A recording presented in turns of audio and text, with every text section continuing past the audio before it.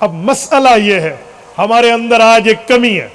میرے ملک کا وہ نوجوان جس کے دل میں دین کا درد ہے، دین کا علم نہیں ہے، وہ ایک بات سمجھتا ہے، وہ کہتا ہے دینی معاملات میں عالم کو کردار ادا کرنا چاہیے، علماء کو آگے آنا چاہیے۔ مثلا مسجد ہے، عالم کے پاس ہو، مدرسہ ہے، عالم کے پاس ہو، خانقاہ ہے، عالم دین اس کو چلائے، تدریس و تجوید و تعلیم ہے، علماء سنبھالے۔ اسی طرح اللہ اللہ کے لیے دل صاف کرانا، تزکیہ و پاک تصوف کی فیلڈ علماء سنبھالے، بہت اچھی بات ہے۔ لیکن جب یہی عالم جس کو یہ حدیث کی مسند پہ بیٹھتے ہوئے خوش ہو کے دیکھتا ہے، تفسیر کی مسند پہ بیٹھتے ہوئے خوش ہو کے دیکھتا ہے، مسجد و مدرسے میں بیٹھے ہوئے دیکھ کر خوش ہوتا ہے، جب یہی عالم خانقاہ سے نکل کے قومی اسمبلی میں اپنے کردار ادا کرنے کے لیے اسلامی سیاست میں عالم دین قدم رکھتا ہے، تو جس کے دل میں دین کا درد ہے، دین کا علم نہیں ہے، وہ طرح طرح کے اعتراضات شروع کر دیتا ہے۔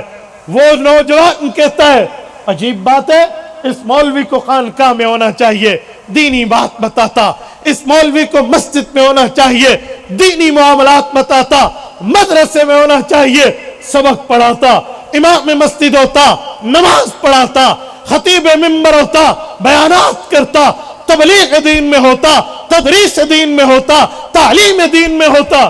اسے کیا کام ہے کہ وہ تصوف سے نکل کے، خانقاہ سے نکل کے، مساجد و مدارس سے نکل کے اسلامی سیاست میں آ کر بیٹھ گیا؟ اور یہاں پر بڑے بڑے دانشور بن کے سامنے آ جاتے ہیں، ممبر کو سیاست کے لیے استعمال نہیں کرو، ممبر کو سیاست کے لیے۔ آؤ میں اس معاملے اور غلط فہمی کو آپ کی خدمت میں 2 اور 2 4 کر کے پیش کرنے لگا ہوں کہ یہ ذہن کس نے ہمیں دیا ہے، یہ سوچ ہمیں کس نے دی ہے، یہ فکر ہمارے دماغوں میں کس نے ڈالی ہے۔ آؤ میں 2 جملے کہنے لگا ہوں، 2 خاندان سادات کے چشم و چراغ پیش کر رہا ہوں۔ دونوں سادات کے گھرانے کے چشم و چراغ ہیں، دونوں کے جسم میں خون حیدر دوڑتا ہے، یہ اولاد نبی اور آل علی ہیں۔ پہلے سادات میں امیر شریعت سید عطا اللہ شاہ بخاری، اللہ اس کی قبر پہ کروڑوں اربوں رحمت نازل فرمائے، یہ ہے۔ اور دوسرے نمبر پہ محدث جلیل علامہ سید یوسف بن ناری رحمہ اللہ، اللہ اس کی قبر پہ بھی کروڑوں اربوں رحمت نازل فرمائے۔ آپ ان 2 کے کردار کو اٹھا کر ملک پاکستان میں دیکھ لیجئے، کیا کردار ہے۔ قادیانیت کا مسئلہ ملک پاکستان سے پہلے اٹھا ہے، ملک پاکستان بعد میں بنا ہے۔ جب 1947 کو لا الہ الا اللہ کی بنیاد پہ آپ کو اور ہمارا ملک معرض وجود میں آیا، سلطنت خداداد مملکت اسلامیہ پاکستان بنا ہے۔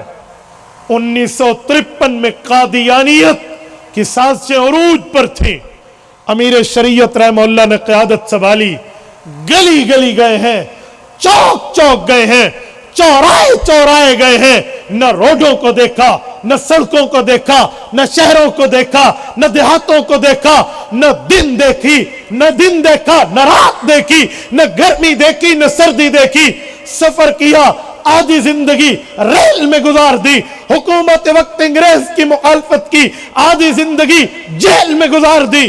اس شخص نے دن رات ایک کر کے ختم نبوت کے کارنامے کا پھریلا رہرایا۔ 1953 جب آیا، 10 لاکھ بندہ، عام فیگر نہیں ہے، 10 لاکھ آدمی گھر سے بے گھر ہو چکا تھا، 1 لاکھ بندہ اپاہج، معذور، ڈسیبل پرسن، کہیں گولیاں کھا کے، کہیں سرکار کے ڈنڈے کھا کے، کسی جگہ زخمی ہو کر یہ مفلوج ہو چکا تھا، اور 10,000 آدمی کی گردن پر چھری چل چکی تھی، 10,000 شہداء تھے۔ پورے ملک میں تحریک چلی۔ اس وقت کے prime minister of the country Khawaja Nazimuddin ٹس سے مس نہ ہوا، قانون نہیں بنا ختم نبوت کا۔ ہمارے پاس تبلیغی جماعت کی طاقت تھی، تعلیمی جماعت کی طاقت تھی، مدارس تھے، مساجد تھی، خانقاہ تھے، منبر تھا، مصلی تھا، सब कुछ था, लेकिन तारीख में हम मुल्क में कानून न बनवा सके। मुखलिस जरूर थे, अच्छे जरूर थे, नियत इनकी अच्छी थी, कानून न बनाओ। क्यों? एक मसला था, एक उन्वान। उस वक्त हमारे पास सियासी कुव्वत उलमा के पास नहीं थी, सियासी ताकत, सियासी तौर पर नुमाइंदगी उलमा के पास नहीं थी। जब 1974 आया, 22 मई 1974 को जनाब मुल्तान मेडिकल कॉलेज के स्टूडेंट्स मौजूदा चनाब नगर साबका रब्वा से गुजर रहे हैं। कादियानियों की छेड़खानी पर मुस्लिम तलबा जख्मी होते हैं। तारीख उठी है, मुत्तहिदा मजलिस अमल खत्म नबुव्वत के नाम से पूरा पाकिस्तान इकट्ठा हुआ है। मुहद्दिस जलील अल्लामा यूसुफ बिन नूरी रहमतुल्लाह की क़यादत है। हजरत बुखारी तो फौत हो गए थे, 28 अगस्त 1961 हजरत बुखारी का इंतकाल है।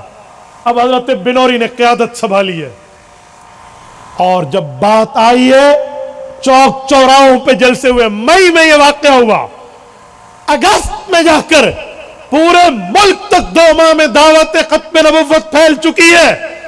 7 सितंबर 1974 को legislative assembly of the my country पर वो वक्त आया कि जब कादियानियों को बरसरे असेंबली बुलाया गया, आओ कादियानियों, तुम अपने कुफ्र को इस्लाम के नाम पे पेश करते हो, अपनी जलालत, अपनी शहदत, अपना दजल, अपना कुफ्र, अपना गुमराही प्रोग्राम लेकर आओ, कौमी असेंबली में आओ। जुर्रत है तुम में, तुमने माओ का दूध पिया है, बोतलों का दूध नहीं पिया। मिर्जा कादियानी को कुरान और हदीस के मीजान में नबी साबित करके दिखाओ। और उस वक्त सियासी पावर भी उलमा के पास थी। हमारे डेरा इस्माइल खान और टाक को उस वक्त एक हल्का था, मुफक्किर इस्लाम, कायद मिल्लत इस्लामिया मौलाना मुफ्ती महमूद को यहां के गय्यूरों ने जितवा कर भेजा हुआ था। हजारा की ज़रख़ेज़ सरजमीन ने हज़रत मौलाना गुलाम गौस हज़ारवी नव्वरल्लाहु मरकदहू मर्दे हुर को वहां पहुंचाया हुआ था। बरेलवी, देवबंदी, अहले हदीस, तमाम मजहबी क़यादत इनकी पुष्ट पर थी, और इन्होंने वहां कौमी असेंबली में मसला उठाया। उस वक्त की पीपल्स पार्टी की गवर्नमेंट, उस वक्त के प्राइम मिनिस्टर जनाब जुल्फकार अली भुट्टो को इस बात पे एग्री होना पड़ा कि हम एक ऑर्डिनेंस जारी करते हैं, कादियानियों को खुसूसी कमेटी में बदल के असेंबली बुलवाते हैं। 13 दिन बहस हुई है। अटॉर्नी जनरल भी बात करता है, मौलाना मुफ्ती महमूद भी बात करते हैं, कौमी असेंबली का स्पीकर भी बात करता है, वजीर आजम भी बोलता है, वज़रा भी बोलते हैं, कायमा कमेटी के मेंबर्स भी बोलते हैं, कादियानी भी बोलते हैं। 13 दिन दावत दी। मैंने उस दिन हजरत मौलाना वसायत अहमद बरकातुहू को कॉल पे पूछा। जब मैंने सवाल पूछा, मुझे कहा बहुत अच्छा सवाल पूछा है, बहुत कम मुझसे किसी ने ऐसा सवाल पूछा। मैंने कहा हजरत बताएं, कादियानियों के तो 2 ग्रुप है। हम मिर्जा नासिर का सुनते हैं कि ये आया था, ये तो कादियानी मिर्जाई जमात का बड़ा था। कादियानियों को दूसरा ग्रुप लाहौरी, इसकी क़यादत किसने की थी असेंबली में? कौन इनको रिप्रेजेंट कर रहा था? उन्होंने कहा जी अब्दुल करीम एडवोकेट कर रहा था। तो कादियानियों के दोनों ग्रुप्स को बुलाया गया कि कल एक कह दे जी हमें नहीं बुलाया। आए पहाड़पुर डेरा इस्माइल खान के गयूरों, 13 दिन तक बहस हुई। मैं खुलासे के तौर पे कहता हूं, कुफ्र हार गया, इस्लाम जीत गया। और इस्लाम ऐसा जीता, कानून बना, कानून।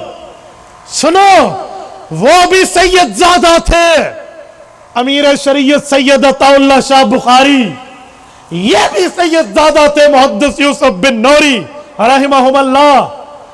वहां लाखों बंदे घर से बेघर हुए, वहां पर 1 लाख बंदा माजूर हुआ, 10,000 जवानों का खून लगा। यहां पर कोई बेघर नहीं हुआ, कोई जख्मी नहीं हुआ, कोई शहीद नहीं हुआ, और कानून बना। क्यों? उलमा के पास सियासी कुव्वत भी थी, अल्लाह की मदद भी थी। अब मुझे बताएं, हम किस बुनियाद पर इस सियासत के मुखालिफ हैं? आओ मैं वो बुनियाद बताने लगा हूं। جب قادیانی اپنے کفر کو کفر سمجھ کے وہاں سے نکالا گیا اور قانون بنا رسول اللہ کی ختم نبوت پہ پہرہ داری کے لیے آقا کی ناموس پہ چوکیداری کا حق نے ادا کیا. حضرت مفتی صاحب رحمہ اللہ فرمایا کرتے تھے, مجھے میرے اکابر بتاتے ہیں کہ سر پہ سفید عمامہ, ماتھے پہ کلمہ طیبہ کی پٹی, کندھے پہ حمائل شریف قرآن شریف لٹکایا ہوا, سفید کرتا, سفید جبہ اور ہاتھ میں عصا رکھ کے مرزا قادیانی کا تیسرا پوتا مرزا ناصر آیا, اللہ کے نام پہ ہاتھ باندھ کے جل جلالہ کہتا تھا, رسالت مآب کے نام پہ جھک کے صلی اللہ علیہ وآلہ وسلم کہتا تھا. تو مجھے خطرہ پڑ گیا کہ کہیں کہ اسمبلی کے سادہ لوگ جن کے دل میں دین کا درد ہے, دین کا علم نہیں, اس کفر کو اسلام نہ سمجھ بیٹھے. ہائے کیا ہوگا. ہم مولویوں کے سر پہ کسی پہ پگڑی ہے, کسی پہ نہیں ہے, ہم کوئی جبے میں نہیں ہے, ہمارے ماتھے پہ کلمہ طیبہ کی پٹیاں نہیں ہے, لیکن یہ کفر اپنے آپ کو اسلام میں پیش کر رہا ہے. کئی حوالے آئے, وہاں ایک حوالہ تو براہین کا آیا, رب رحمت نازل کرے ڈی ای خان کے ایک مرد حر پہ, جناب عظیم مجاہد رحمہ اللہ, ان کے پاس وہ کتاب تھی, قادیانیوں نے چھپائی ہوئی تھی, انہوں نے حضرت مفتی محمود رحمہ اللہ کو پیش کیا. ہمارے بزرگ جمعیت علماء کے عظیم مجاہد کے نام سے بہت واقف ہے, ان نے پیش کیا اور مفتی صاحب نے اسی کتاب کو وہاں پیش کیا اور قومی اسمبلی کے لوگوں کو کہا ایک جملہ سنو, کیا تم لوگ اپنی ماں پر اعتبار کرتے ہو؟ کہ محمود یہ کون سا سوال ہے, کہ بتاؤ تمہیں اپنی ماں پہ اعتماد ہے کہ تم حلال زادے ہو یا حرام زادے ہو؟ کہ جی ہمیں اپنی والداؤں پر اعتماد ہے, ماں پر اعتبار ہے, اپنے باپ پر اعتماد ہے, ہم حلال نسل ہیں. کہاؤ مرزا کہتا ہے کل مسلم یصدقنی ویقبل دعوتی الا ذریۃ البغایا, کہا جو مجھے مانتا ہے وہ حلال زادہ ہے, جو مجھے نبی نہیں مانتا اس کی ماں نے حرام کاری کیا. کھول گیا اسمبلی کا ماحول. کہتے ہیں بظاہر تو شاید قادیانیوں نے کہا کہ یہ ہماری کتاب نہیں ہے, تو مفتی صاحب نے کہا ٹھیک ہے, وہ موبائل کا زمانہ تو نہیں تھا, کہ مجھے بھی اس کمرے پہ بند کر دے, مرزا ناصر کو بھی بند کر دے, ہم سے کسی قسم کے باہر کا رابطہ نہ ہو, سب کوئی قادیانی مسلمانوں کو یہاں بٹھاؤ, ذوالفقار علی بھٹو آرڈر جاری کرے, یہاں سے اسلام آباد سے ہیلی کاپٹر اڑے, چنیوٹ جائے, چنیوٹ کی ڈی سی کو کہو روا بک ڈیپو سے مرزا کی یہ کتاب لے کر آئے, اگر مرزا کی کتاب سے یہ حوالہ نہ ملا محمود اپنی موت لکھ دے گا. یوں ہوتا ہے ختم نبوت پر پہرہ داری, یوں ہے. تو وہی ملا حوالہ, اور قادیانی ذلیل ہو کر یہاں سے نکلا, اور آج قانون بن چکا ہے کہ اپنے کفر کو اسلام کے نام پہ پیش نہیں کر سکتے. یہ محنت ان سیاسی علماء کی ہے. جب قادیانی نکلا تو اس نے ایک بیانیہ بنایا, سنو, نیریٹو بنایا, ایک موقف رکھا کہ ڈیوائیڈ اینڈ رول, تقسیم کرو اور اپنا الو سیدھا کرو. کہا وہ کیسے؟ کہا ذہن دو لوگوں کو, تبلیغی جماعت حق کی جماعت ہے. کہا یہ کیوں کہے؟ کہا کہو تو صحیح, مدرسہ حق کا مدرسہ ہے, کیوں کہے؟ کہو. مساجد کا امام مولوی ٹھیک ہے, خانقاہ میں بیٹھنے والے ٹھیک ہے, وہ عالم ہے, سیاسی عالم نہیں ہے, اس کو اسلام نہیں اسلام آباد چاہیے. کہ یوں کہو. کیوں؟ قادیانی جانتا تھا کہ سیاسی پاور جب تک ان کے پاس ہے, انہوں نے میرے اندر وہ کیل ٹھونکا ہے کہ رہتی دنیا تک دنیا یاد رکھے گی. اسی لیے اس نے سیاسی علماء سے مسلمانوں کو جدا کرنے کا پلان بنایا, اور اس نے یہ چکر بنا کر پھیلا دیا.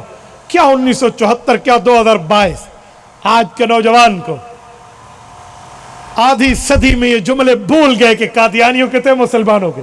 آج میرا نوجوان مجھے یہی کہتا ہے, مولانا آپ سیاسی بن گئے, اچھی بات کرتے تھے, آپ تو دین کا جملہ, آپ کو اسمبلی کا چسکا پڑا ہے, انا للہ و انا الیہ راجعون. سنو, ہم پورا دین سنانے والے ہیں, ادھورا دین سنانے والے نہیں ہیں. آپ کہیں گے دین ہے سیاست, ہاں, دنیا کے کسی عالم دین پر ہاتھ رکھو, اسے کو سیاسی آیات پڑھ, وہ پڑھ کے دکھائے گا, سیاسی حدیث پڑھ, وہ پڑھ کے دکھائے گا. نہ ہو ہماری سزا موت لکھ دینا. کیا اللہ کے قرآن میں اسلامی سیاست نہیں ہے؟ نہیں ہے تو میں چلو بطور حوالہ 2-3 آیات آپ کی خدمت میں رکھتا ہوں. سورت نمبر 12 سورت یوسف. اجعلنی علی خزائن الارض. حضرت یوسف نے خود کو بطور وزیر خزانہ کے بطور کینڈیڈیٹ بطور امیدوار پیش کیا ہے. بتائیں وقت کا جلیل القدر نبی یوسف ابن یعقوب ابن اسحاق ابن ابراہیم علیہ السلام سلسلہ الذہب انبیاء کا یہ خود کو سیاسی خدمت پر پیش کرتا ہے. آپ کیسے کہتے ہیں کہ عالم نبی کا وارث ہے اور یہ کام نہ کرے؟ کس بنیاد پہ؟ یا داؤد انا جعلنا کی آیت اٹھائے. حضرت داؤد نبی بھی ہیں اور اسلامی سیاستدان بھی ہیں, قوم کے بادشاہ بھی ہیں. وسلیمان الریح غدوها شہر ورواها شہر کی آیت اٹھائے. حضرت سلیمان نبی بھی ہیں اور وقت کے اسلامی سیاستدان بھی ہیں اور ان کے وزٹ ہو رہے ہیں پوری امت میں. کیسے کہیں گے آپ؟ اور اگر اس پر بھی نہ سمجھو, آؤ میرے پاک پیغمبر کے دربار میں. مولوی کے سر پہ دستار فضیلت تب سجتی ہے جب وہ صحیح بخاری کو پڑھے, پاس کرے. صحیح بخاری جلد اول کتاب الانبیاء باب ذکر بنی اسرائیل. حضرت ابو ہریرہ رضی اللہ عنہ راوی ہے, اللہ کے رسول نے فرمایا کانت بنو اسرائیل تسوسهم الانبیاء کلما ہلک نبی خلفه النبی وانه لا نبی بعدی فسیکون بعدی خلفاء فیکثرون. حضور پاک نے فرمایا لوگوں, انبیاء آتے وہ نبی بھی ہوتے, اسلامی سیاستدان بھی ہوتے. کہ یا رسول اللہ پھر کہ کلما ہلک نبی خلفہ نبی, جب ایک نبی فوت ہوتا تو اللہ دوسرے کو نبوت بھی دیتے, اسلامی سیاست کا تاج بھی دیتے. یا رسول اللہ پھر فرمایا وَإِنَّهُ لَا نَبِيَّ بَعْدِي, میرے بعد نئی نبوت نہیں ہے. ہمارا ایمان عقیدہ ہے یا نہیں ہے؟ حضور پاک آخری نبی ہیں, حضور کے بعد نیا نبی. جو مانتا ہے ہاتھ کھڑا کر کے مجھے بتائے, جو مانتا ہے. اللہ نے اگر آپ کو طاقت دی ہے ہاتھ کھڑا رکھے, ختم نبوت کے لیے حضور پاک کے بعد نیا نبی پیدا نہیں ہو سکتا. حضور پاک آخری نبی ہے. جب حضور نے جملہ فرمایا تو صحابہ کے ذہنوں میں سوال اٹھا کہ یا رسول اللہ جب نبوت ختم ہے تو اب اسلامی سیاست بھی ختم ہے کیا؟ اب اسلامی سیاست کا سلسلہ بھی آگے نہیں جائے گا؟ اور یوں گویا سوالیہ نظروں سے اللہ کے رسول کے چہرہ انور کے شربت دیدار کو پیا ہوگا. تو حضور پاک نے فرمایا ایسا نہیں ہے. فَسَيَكُونُ بَعْدِي خُلَفَاءَ, کہ لوگوں میرے بعد میرے خلفاء علماء آئیں گے. یا رسول اللہ ایک دو ہوں گے؟ فرمایا جی نہیں, فَيَكْسُرُونَ, کئی ہوں گے. میرے پاک نبی نے سیاست اسلامیہ کا سہرا علماء کے سر پہ رکھا ہے.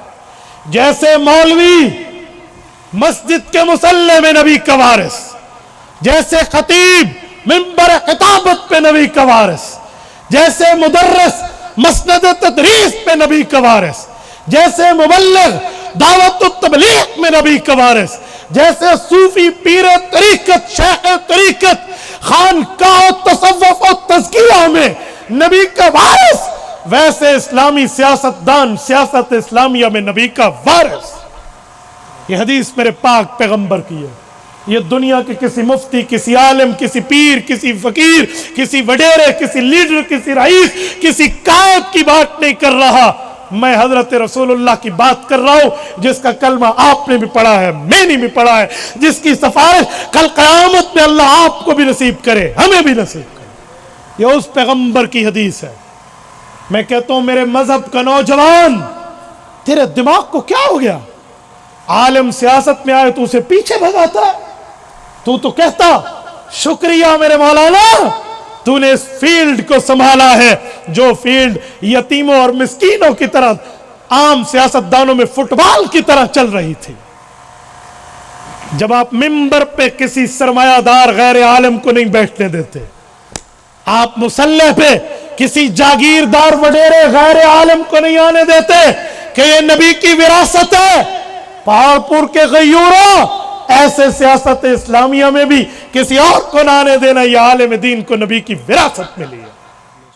تبارك الذي نزل الفرقان على عبده ليكون للعالمين نذيرا